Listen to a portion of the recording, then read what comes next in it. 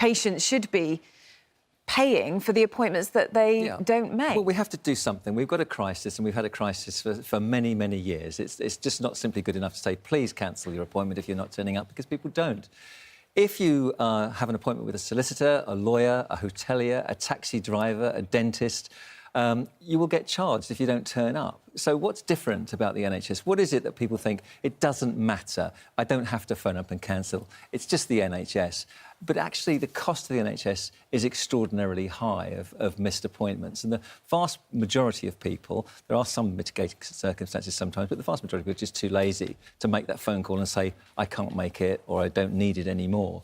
And unless we do that, it means that the 1 in 10 of people who can't see a GP as it is for 3 weeks don't get their appointments. So those patients are getting pushed back further because they can't get the appointment when there's one available. And that's not fair. And it must be massively frustrating, I imagine, for the GPs who are sat there with a space because someone hasn't turned up. And you know what? If we did impose these things, it wouldn't happen anymore. Then if somebody rang up, what would be the notice period? If they rang up on the day and said they couldn't come, would they get fined?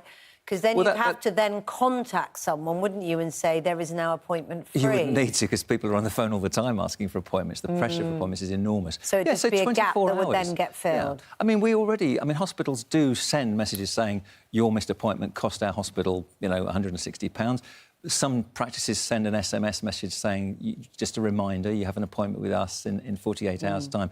But despite that, it hasn't changed. So something's got to give, and we've got to get tougher to protect our precious NHS. Well, let's speak to Dr Helen Stokes-Lampard now. Dr Hilary's there very clear that he thinks that patients who don't turn up should be charged in the same way if you miss a dentist appointment, a taxi, or even a hairdresser's. Cancel a hotel. Some sort of cancellation fee. When you look at the figures involved there and the amount it's costing GPs, and we know that there's such a pressure to find a doctor's appointment, isn't there? Isn't it a good way forward to make sure that people turn up when they're supposed to?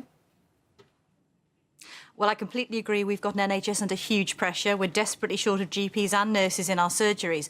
But actually, fining is just a simplistic idea that doesn't bear deep scrutiny. The problem is that the majority of people who miss appointments are actually those people that, if you means tested them, would not be in the position to pay it anyway. You'd also be fundamentally changing the ethos of our NHS, which is free at the point of need. And so you'd be producing some very perverse incentives would then come into play.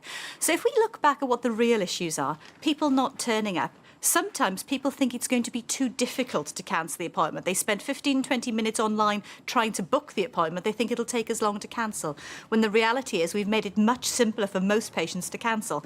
Taxi driver on the way here told me that he has an app on his phone. It takes him 12 seconds to cancel an appointment. Other people can do it online. Other people you phone through to the surgery, and there's a dedicated phone number. You push button 4 to cancel your appointment. So all those things we need to advertise better. And when patients book an appointment, they need to find out how to cancel should the need arise. But remember, for many people who don't turn up to appointments, it's because there's something else going on. It can be a sign of disease itself. Are they forgetful because of dementia? Have they got serious mental health problems? Or are their lives complex and chaotic, and what they need is help, support and compassion from the NHS, not punishment? But there are those that are just lazy or rude and can't be bothered to do it. And if there's no incentive or no sort of, you know, comeback on them just not turning up for an appointment, how are you going to change that system? Well, we need to call it out. We need to make people aware. Exactly as Dr Hilary has said, telling people, why didn't you turn up for the last appointment? What went wrong there? Most people are absolutely mortified. Most people have got a valid reason why they didn't turn up.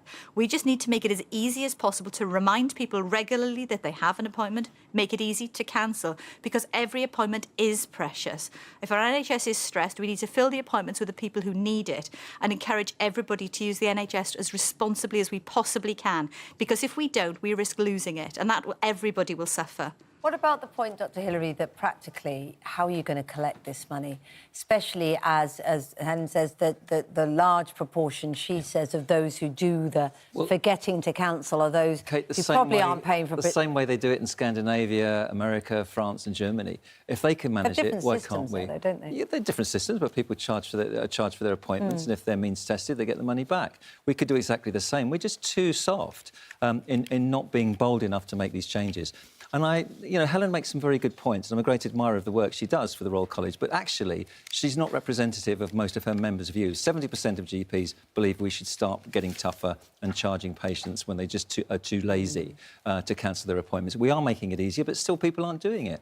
So what are we going to do? We're going to actually be a little bit tougher, and I think that will probably stop these missed appointments from happening pretty much overnight. There are some honest moments, though, aren't there, where you make an appointment, if it's not an emergency appointment, it's likely to be a 2 or 3 week wait, and then something happens in that time. And I think it's interesting. I didn't know, for instance, that you could do it in 12 seconds online to cancel an appointment. I didn't know that. I assumed it would be as painful as waiting on the line and then waiting for a call back when you're actually making the appointment. Well, if you're getting an SMS message from your GP surgery 48 hours in advance, you can say, oh, I forgot that. Why? But then wouldn't it be good if you could then quickly SMS back? Yeah, absolutely. At the moment you can't. It's just one of those general SMS messages. Absolutely. We can, as Helen said, we should be able to make things simpler, but not everyone's got the technology or the skills. A lot of people, and some people, even if they've got the technology, they think the NHS is just there, it's free, it doesn't cost them anything. And the really good point is that GPs, NHS GPs, it costs them nothing if someone misses their appointment. It doesn't cost the GP in their pocket at all. It costs the taxpayers. It's the NHS who it costs. And GPs don't feel that they're the administrators of what the NHS spends, so they don't make a big fuss. Yeah. But the NHS, the taxpayers are paying the money. I was going to say, Dr. Helen, is it the case then that more GPs need to sort of have more technology at their disposal so that it is easier for people in that case to cancel appointments, to make appointments online? We know that now that this system's going to be rolled out where more people can have online consultations with their doctor. Is this the way forward that more GP practices have to get on board with, do you think? Absolutely. Better technology throughout the NHS will certainly help because everybody should have access to the NHS app on their phone, which is coming out this year. Everybody should have access to easy systems for contacting their surgery, and all that is coming, so that will help. But I just want to pick up on something Dr. Hilary said about my representing members' views. What he's quoting there is a snapshot of disenfranchised, upset GPs, as opposed to the Council of GPs, which has thought carefully about the complexities of this issue and feels very strongly that charging isn't the way forward. Where would you start? Would you start with the approximate £30 an appointment cost? What about hospital appointments? Do you charge people £150 for an appointment they missed? You're then getting into crippling costs, which will dissuade people from seeking help in the first instance. We cannot move to a system like other countries where we are paying for our services, we go to a privatised health system. Once we lose our NHS, it will be gone forever. It'll never come back. We need to be very careful what we wish for.